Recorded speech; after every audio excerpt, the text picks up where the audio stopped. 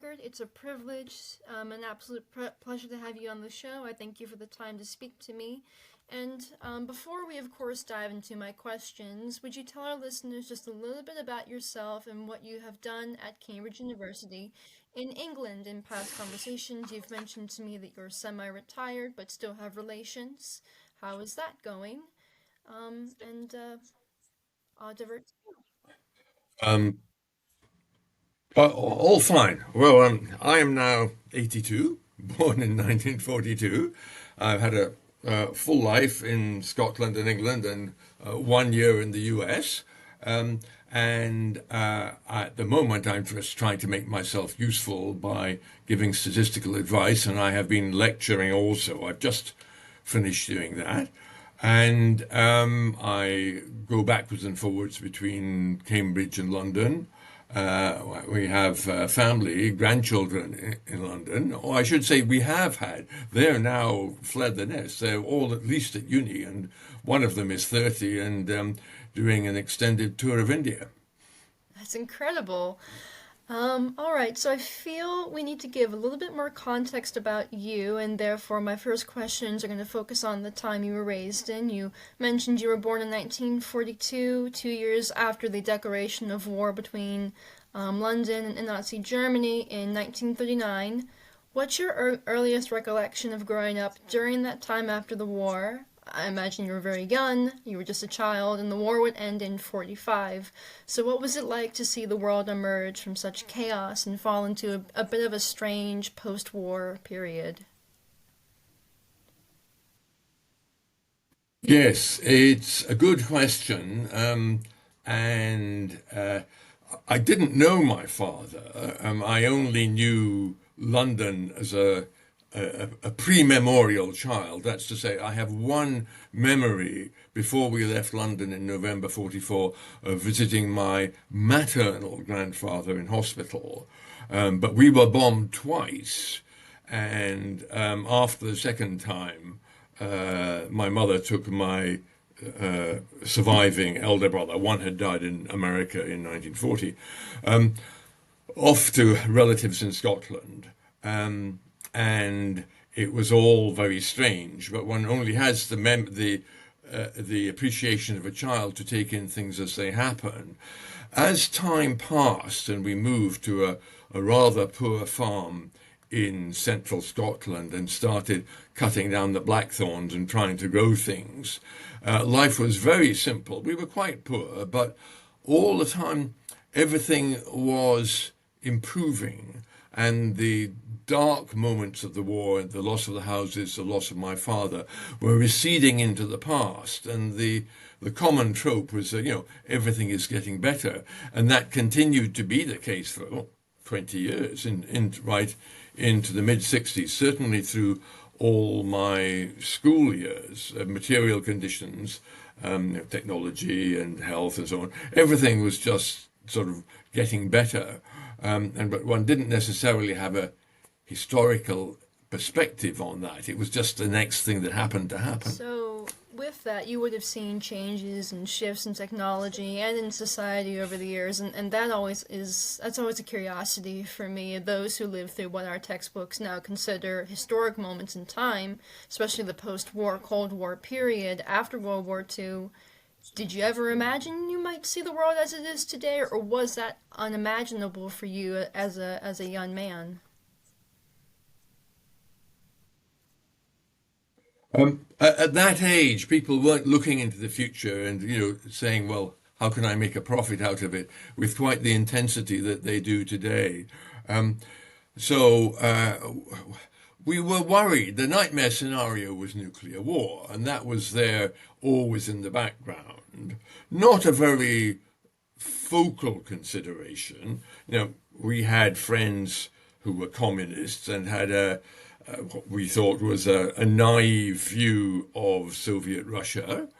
Um, the Cuban Missile Crisis in the autumn and fall of 62 was scary. I was at university by then. Um, But the West was in a very different position. I think some of the things that are happening at the moment are actually much more scary. We have poisonings and attacks in this country. We have Russia cutting the Baltic power and communication cables. And indeed, there were 4 Bulgarian subcontracted spies for contemporary fascist Russia just sent to prison in open court in London a couple of days ago.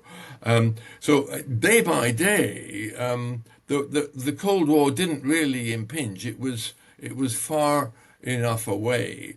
The improvements in technology that we saw were pretty domestic. They were electric record players. We didn't get electricity until 1957 because we were in a remote farm.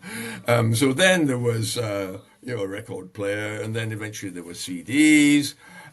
So it was more on the domestic and consumer front that we saw tangible technological progress. We finally got a post-war car. We got a Land Rover, which is a kind of Jeep.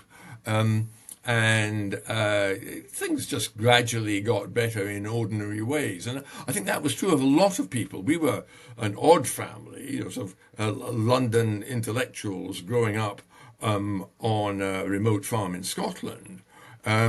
And so we rather stuck out. But I think that was very much the experience that a lot of people had. So, can I ask a little bit about Cambridge and what it was that drew you to be a professor at the university there? Or was it that you went to school yourself there for higher education? What was the journey to get there that you achieved, over all these years? That's a very interesting question because in the book that he wrote in 1940, after just having packed off my mother and 2 older brothers onto a liner to go to the US, he wrote, "I'll go to bed at noon." And in that he says he doesn't want his sons to go to Oxford or Cambridge because they are overly select and privileged places, etc., etc. Well, we didn't. My surviving elder brother and myself both went first to Edinburgh University, which is a good university. Then, by the time I was, about 2021, I felt this is a choice I can make for myself. And I wanted to do graduate work, i.e. to get a PhD from Cambridge, and I did that. And that was 63 through 66. There are ways in which the automatic privileged excellence of Cambridge is something with which I never fundamentally identified. I can work with it. I'm as bright and as verbal as the next guy. It's not a problem for me. But it wasn't something I drank like the best possible vintage wine or the most beautiful choral music. It wasn't something that turned me on as such. It was something I could negotiate and work within. Then we left Cambridge. I was then junior faculty in Cambridge, end of the 60s. We left Cambridge in 71, where at the age of 28, I was made to be a full professor in Queen's University, Belfast. So that was, at the time, almost a war zone because the so-called Troubles were happening and there were terrorist atrocities and various upheavals. That was a difficult time. So I'd had my experience of the real world before then moving to my career position, which was running a research unit on hearing and deafness for the Medical Research Council. And then I did 25 years in that job and then stepped aside before the retirement age to go back to Cambridge in order to teach and write. Your life is phenomenal. It really is. You're just fascinating to listen to. If I remember my history correctly, though, between the UFO panic in the States in 47, the threat of nuclear war with the Soviets at the time, where was London in all of this, and more specifically, I suppose it's a little hard to frame this question, but in the grand scheme of things, how did this sort of environment propel you towards where you still are with Cambridge and psychology? Was there something that happened during that period of the 50s and the 60s and the era of unrest that actually influenced you towards this field?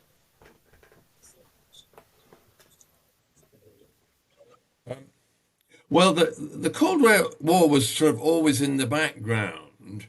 We were ready for it. UK also had nuclear weapons, but because we had a natural advantage in terms of power, and because of the strength of the transatlantic alliance, in which my grandfather, when he was consul general in New York, played a considerable part in putting together before America came into the war. That was always sort of around, it was a strengthening bulwark, which at the moment it isn't, because suddenly the current United States president has decided that NATO is not a good idea. I don't know where he got that idea, but that's how it seems to be at the moment. But we really weren't too worried about it. We sort of got on with life and progress and minor social problems, and those are what coloured the political debates. There were communists around in the wings, but a lot of people didn't take them too seriously. They weren't a real threat. Psychology.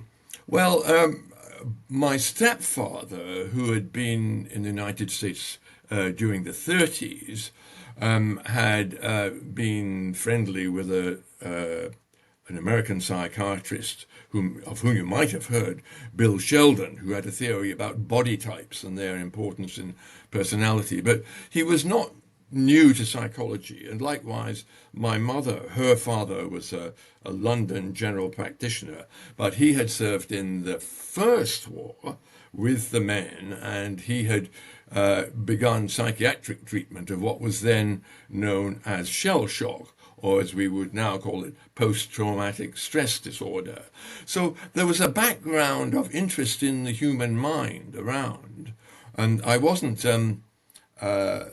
bad at science and maths, but I was more interested in culture and languages, and that's what I chose to study for my school subjects. But then I realized that, well, that's slightly limited. Unless you're going to work in the media or in something very literary, they're not much of a grounding. So I thought psychology would be a good a good balance, a good compromise, and I think in retrospect it did turn out to be. Entirely, and I found that it was probably the most fascinating. It was probably one of the few science classes I actually thrived at. Whenever I was in college myself, I had a basic understanding of the foundational layers of psychology and the sciences behind it and the theories, and it was probably the only science class that I enjoyed was decent at in college myself. So I appreciate hearing that. To switch gears a touch, you've been mentioning your father, Stephen Haggard, very briefly throughout our conversation, and of course I have some of the books here that were your father's. There should be a photo of him, and I will bring it up. Beautiful photo of your father in Timeless Quest, which is a memoir about him, biography, about him. But I'm kind of curious, and you don't have to answer this, I have a lot of respect for you, but your father, Stephen Haggard, was quite a well-known stage actor, writer, and poet in the 30s, and I'm very much aware of the history there, much more than I can explain and express here, but through discussions and research, and as you've said, you really didn't get to know your father, because he passed away at the war. My question is, there is a release, and I have it with me, of a book about your father called Last Train from Jerusalem, which is the main basis for our current question here. My question for you then is, with the release of the latest book, what are the ups and downs of maintaining a legacy so convoluted and complicated like your father's? This has been a very interesting challenge for me just these last couple of years. it was my older brother who was a director, stage and television director, who held the artistic legacy and knew about and had a sort of a feeling about his relation to my father. For me, he was a remote character. He was that beautiful sketch on the front of the book you've just shown on the wall at the farmhouse. And someone of whom people whom I would occasionally be say, "Oh, I saw your father in such and such a play and such a theatre back in 1939, and he was marvellous." He was a very good actor of a certain type and got rave reviews in London, on the continent, in Paris, to a limited extent in Germany before he withdrew from that, and when he came to New York. But he was a character sort of outside my life that I had to respect, but I sort of didn't feel that I knew him. That was the job of my brother. So my brother had all the papers, and the legacy maintenance task, which I now face, is suddenly with me because my brother has died, and the author, Ross Davies, was and still is, of that last book, still in rather poor health. So suddenly, about 2 or 3 years ago, I was sort of preparing to take over this role of engaging with the author and then eventually receiving back the family archive. And this is a role for which I was not very well prepared in terms of my own past interests and reading. I had read bits of the Hassel biography from 1947. I'd read I'll Go to Bed at Noon and so on. So I knew about him, but he was mainly this sort of object of adulation by other people for his mainly his acting. Now, he also wrote a rather interesting novel that was sort of picked up recently by a Cambridge literary professor as being a curiously interesting book from the late 30s. And he was actually a rather good poet, because he could do poetry while he was doing military training or on a ship going out to Egypt or whatever. He could, yes. And the poems are now, as far as I know, all published. But I still have 8 boxes to go through for the archiving, and I'm going to check them off one by one and just see that there isn't something there that has not yet been published and which ought to be brought to light. So I've been sort of rather plunged into sort of an artistic world, which I am familiar with as a consumer and not a producer, and also an archiving world, which is something a little bit new to me, although I know how to keep a coherent list of references for an article.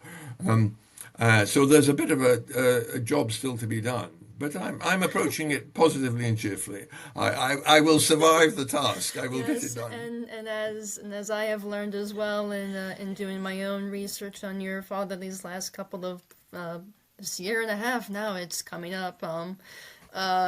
Which was an accident, I will say. It was a complete accident. But the majority of the things I've shown are actually first editions.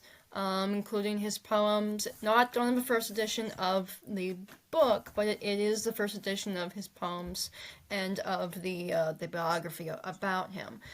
But speaking on him further, there was something profound of his that kind of struck me when I was reading I'll Go to Bed at Noon. And it's something that I think is kind of befitting to his story, and now that it's kind of coming back into the light is... He said something along the lines of, the world likes to forget a hurt, and World War II was a hurt beyond all hurts. The Cold War as well, and everything subsequently after was a scab on top of that hurt. And as he said, people seem to forget it, and why do you think it is that maybe we might benefit from not forgetting hurts, and especially the lives like your father's and the stories of those who served, I feel, quite bravely in the face of insurmountable tribulations?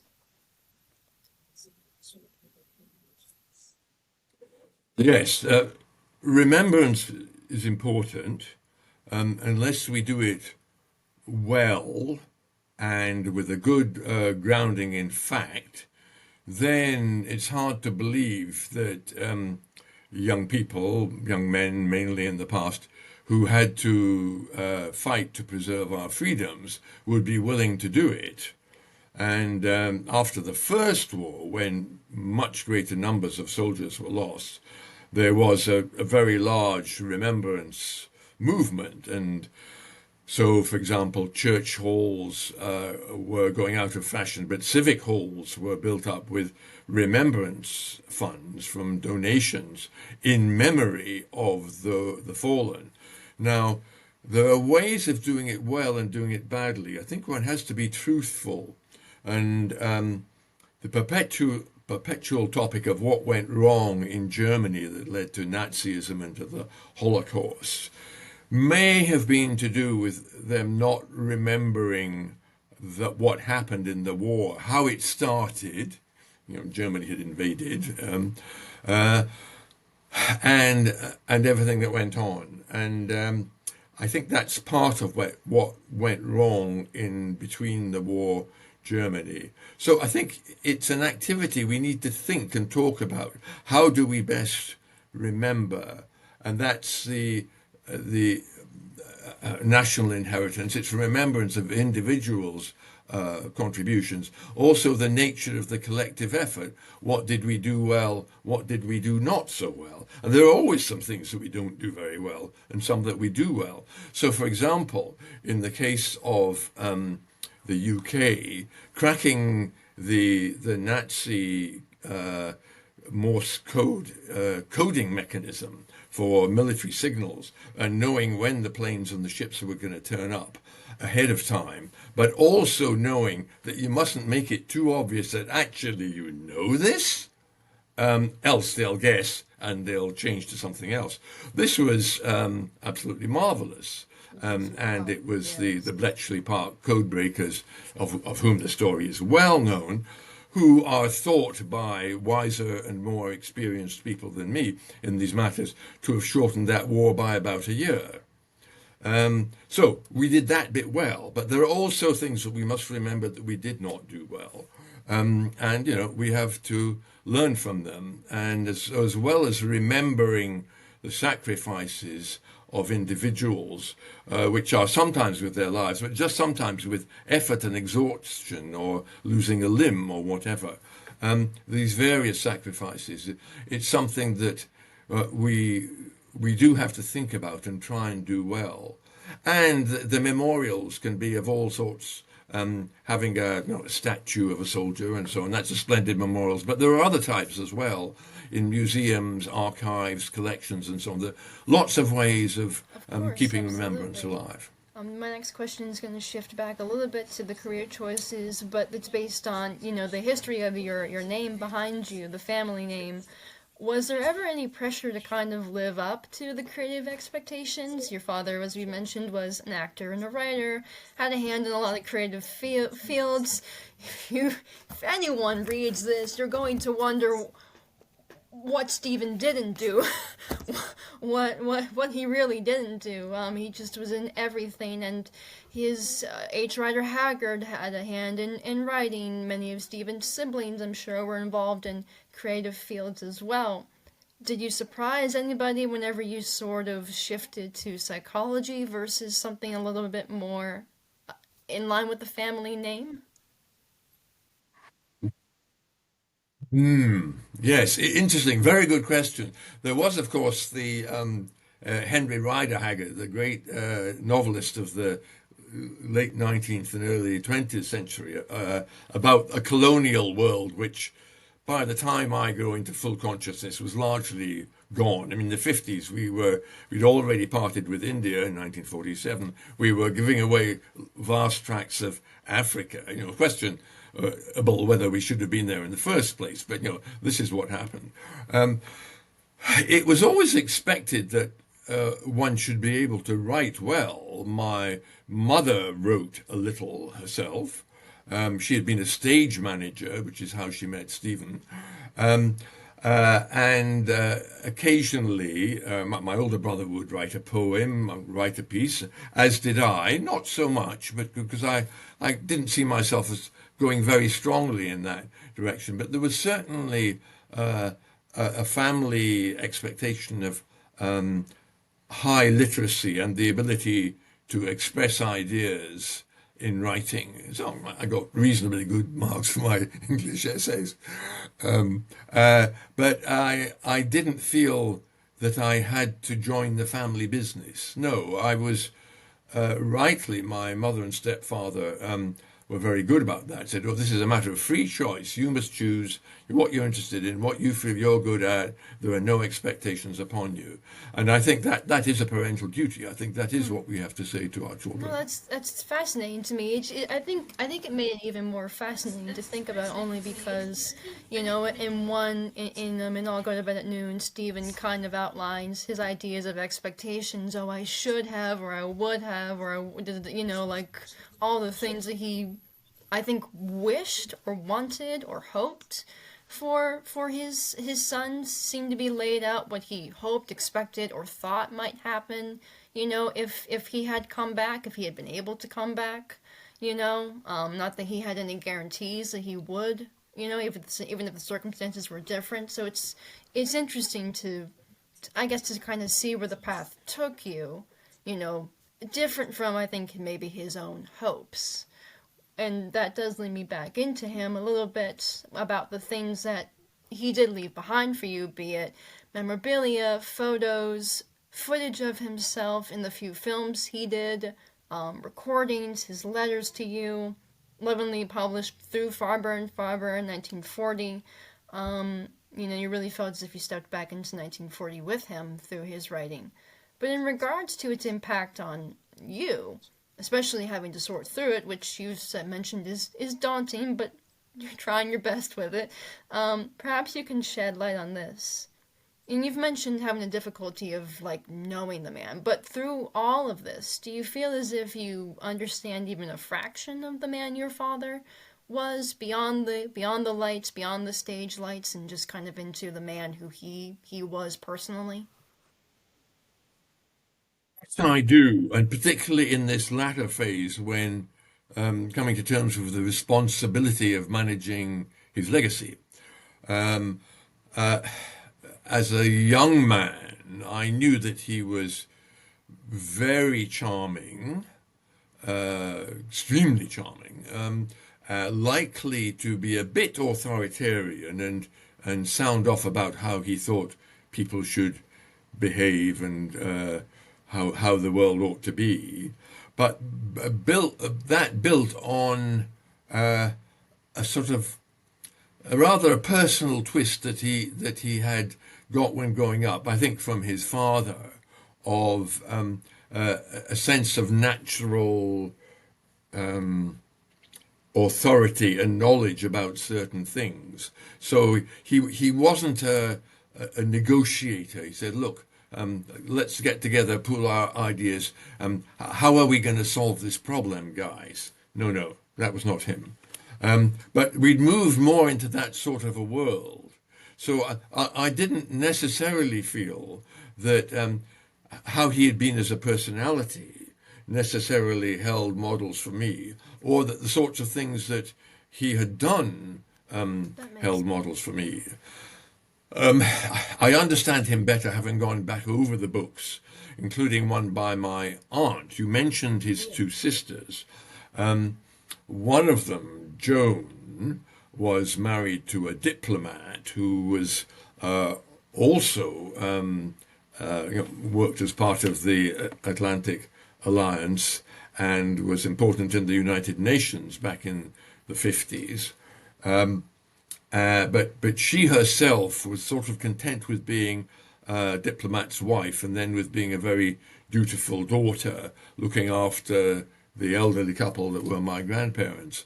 The other one was a total rebel, Virginia, a fascinating and intriguing, but in some ways immature woman. And she has written, some of it published, some of it unpublished, lots of sort of interesting bits of background that I've recently gone over again. She lived with the artist Chagall for 7 years, and her best known bit of writing is called 7 Years with Chagall. And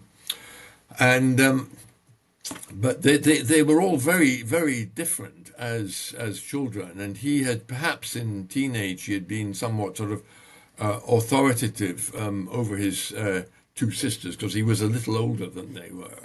As an older brother But then should. he went off to a As an boarding older school. brother ought to be, maybe. Maybe. I don't know. But then he was away at boarding school, and the family was something that met at an aunt's house in the holidays thereafter. So it was an odd sort of life in that period. That was before intercontinental flights, you see. Come the 1950s, and such children fly back and forward. And so they have a slightly more normal family. Those who are in international business or diplomacy have a slightly more normal family life these days because of intercontinental flights. Anyway, I now feel I do know much better what he was like, and that equips me for some of the subtler decisions in doing the archiving, deciding what goes with what is important, what is merely repetitive, and so on. There are lots and lots of letters between him and his parents and him and my mother. And those are, because those series are incomplete, you don't get the letter, then the reply, then the letter, and the reply. No. You get a bunch of one and then a few of the other. So that's going to be quite difficult. I think that's going to take longer. But of the archival papers, which I want to get into the university library as part of the Christopher Hassel collection. Christopher Hassel, my godfather, was his first biographer in 1947. So that they will be indexed and safe there for posterity. But there are a couple of other things that may take a bit longer to do. One is the press cuttings. There's a marvelous set of press cuttings. Now, they are ephemera, but they're sort of interesting, how they evolve over the years. And the other is the personal letters, which are very hard work because of people's bad handwriting. And my own handwriting is even worse, so who am I to talk? But because of the handwriting. I've seen some of Stephen's handwriting. His signature was gorgeous. I've seen those on photos and stuff, but It's stylish but not legible. it's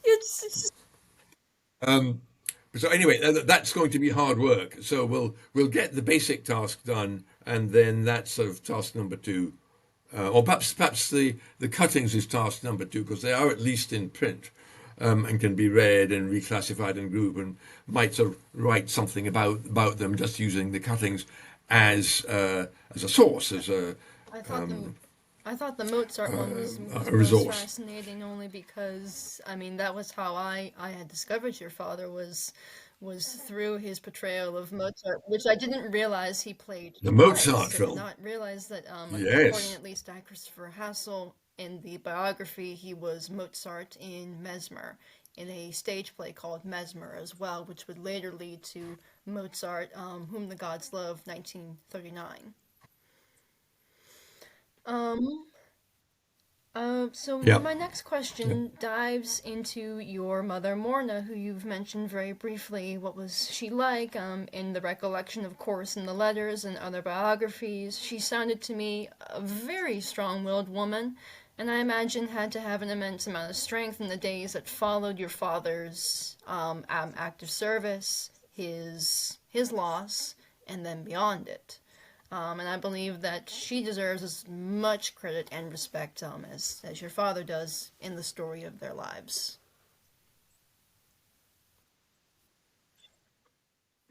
Yes. My father wasn't in the front line, but he worked very hard. The work on the broadcasting in German and English to the people of the Middle East and Turkey, um, uh, and other secret work, it had him totally exhausted in 1942 and early 1943.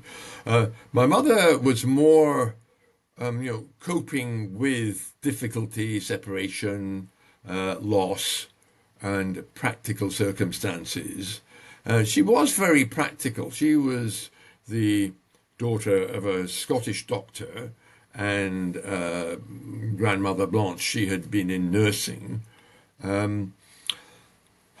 And she was a stage manager, which is a very practically oriented profession. And that's where they met, in the theatre in London. And she retained that sort of coping strategy, pretty cool under pressure, quite versatile, not technical, but just sort of generally capable. She retained that all through her life. She was really quite remarkable because she coped with the loss of her oldest child, my brother Paul, whom of course I never knew because he had departed before I was born. I discovered his birth certificate in Spanish. No, that Stephen's was in Spanish. Paul's was in German. He was born in Innsbruck in Austria. So I've been translating from the birth certificates of my father and my lost elder brother among these archival duties. She got with that. She recrossed the Atlantic, dodging the U-boats in a zigzagging convoy, and set up and ran a rest center for people, wounded people back from the front and so on, in London, until after losing everything a second time, she said, "Oh, enough, I'm off to Scotland." By which time she had met my stepfather, because he is an American citizen, served in the American army, and he was over setting up bases in the UK for the eventual assault on the continent. And they resolved after the war to marry and to run such farm as they could afford in Scotland. And she coped with that, and then having a young family and the very primitive conditions on the farm, and we too, my older brother Piers, who was a bit more of a handful than I was a fairly docile child, but I was probably noisy in my own way, and then three other younger children, and she ran the Women's Rural Institute for the local village. She coped with people of all walks of life. She didn't care who people were. If some member of the aristocracy walked into the yard, or some worker with some problematic background, she coped with them all, whoever they were. She was very good like that. And she brought up a family well, despite difficult conditions, and had a bit of a life as well. She returned to work eventually by the 60s, when the younger children had pretty much grown up. She did teaching in a local domestic science school, teaching them how to write sensible sentences in English, and just opening their lives to a bit more of the world than they might other have had. She sounds. I still love the story that Christopher tells in Timeless Quest about their first meeting. That will never fail to just make me just smile. You're a snob. You're a snob.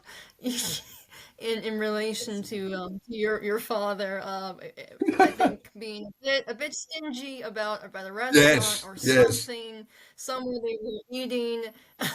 that's It's right. what a Yes, it was a place which was perhaps a bit rough, but she thought had character, and his idea of going out to dinner was to go somewhere a bit more classy. well. So she said, "Oh, you're a snob. You're It's a snob." and like what a just I feel like her personality was just like what a pistol, what a but in like in the best way. She and beautiful too. I have seen the family photo of her, I think, Piers and Paul. It was a beautiful woman. She was absolutely. Yes, it, yes, in a non-flashy, very much a non-Hollywood, but as a younger woman, she was quite attractive. eventually, many children and age took their toll upon her, but she was indeed. Some of those early Absolutely, pictures are yeah. lovely. She was an incredible woman, and definitely deserves to be equally as remembered as much as her husband does. And so in the closing for our last question, I want to first thank you, of course, for joining me. I would like to salute the wartime service of your father. Oh, it's been a pleasure. It's Of been great course. talking about Oh, it gingered up my archival absolutely. activities and Absolutely. memorial activities. I wanna salute the wartime service of your father and honor him in my heart because he is deserving of remembrance. And with that, I want to ask my last question is once the task of keeping house is through for you, once the task of keeping house is through with the remnants of your father's life, what is the hope at the tail end of it all? Do you want to publish his works? Do you want to share what's been left out of the with a war museum if possible? I believe Stephen has been left out of these museums for very sensitive reasons, which I'm going to say for my podcast personally. I don't want to delve into it only because it's not hidden. It's complicated. And people sometimes get the idea that they can put a reason or that there is a reason, and there are things that we're never going to know. But we shouldn't make assumptions. You shouldn't assume that one thing led to another that led to someone's end. He passed away. It's incredibly sad, but he passed away, and he deserves our respect. He deserves respect for what he gave. But irregardless of that, do you think you would try to appeal to a war museum in light of everything that remains of Stephen's life? So, and what does the future for that hold with your part in all of this?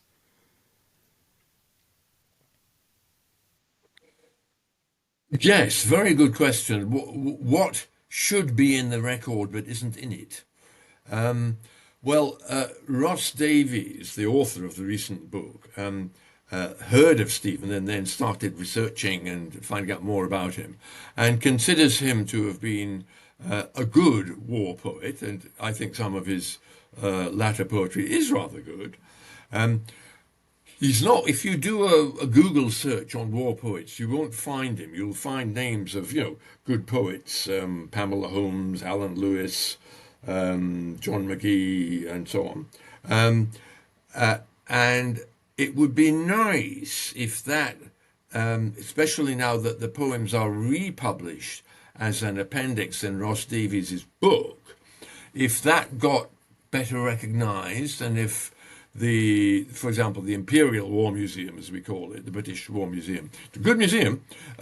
If they were to have to update their feature on the war poets from the Second World War, who are, of course, much less well known than those from the First War, who were sort of folk heroes in the wake of the massive losses of personnel, which didn't quite happen that way with the Second War. Anyway, if there were such an upgrading of the exhibit, and if my father Stephen's poems could be included, I think that would be very good. And I think the Ross Davies books does help towards such a possible recognition.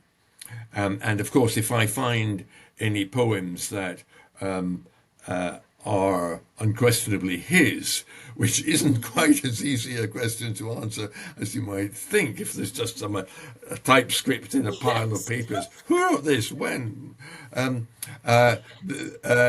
If one can say beyond reasonable doubt that it is his, but it isn't in any of the existing collections, then there's a separate sort of job to do to say, well, look, here's another poem that ought to have been with these known ones in the collection. So that's something that might happen, but there's still a lot of paper to wade through before I get to that point. But yes, absolutely. For anyone who watches our video version, these are some of the books that we have that are out there they're very hard to find sometimes, but this is I'll Go to Bed at Noon. I'll Go to Bed at Stephen, Noon. that is his memoir, his personal memoir.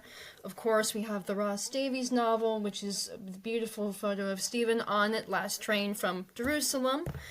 I have a first They, edition they, of his that's a poems, drawing sketch. which I have to say, in relation to your final thoughts on that, they are beautiful, they are haunting, they're raw, they're real. I read one on Remembrance Day last year. Again, I'll probably read another one this year in memory of your father. And if you can, Christopher Hassel's biography is a beautiful picture of Stephen as well. Has beautiful illustrations, including several ones of Stephen in his uniform. They're difficult to find, but they're beautiful to Yes, have. yes. Yeah, I think with searchability Yes. nowadays, they are findable. They're all findable. The biography by Christopher Hassel was written immediately post-war, without benefit of hindsight and a lot of material and so on. And for anyone particularly interested, it's worth reading.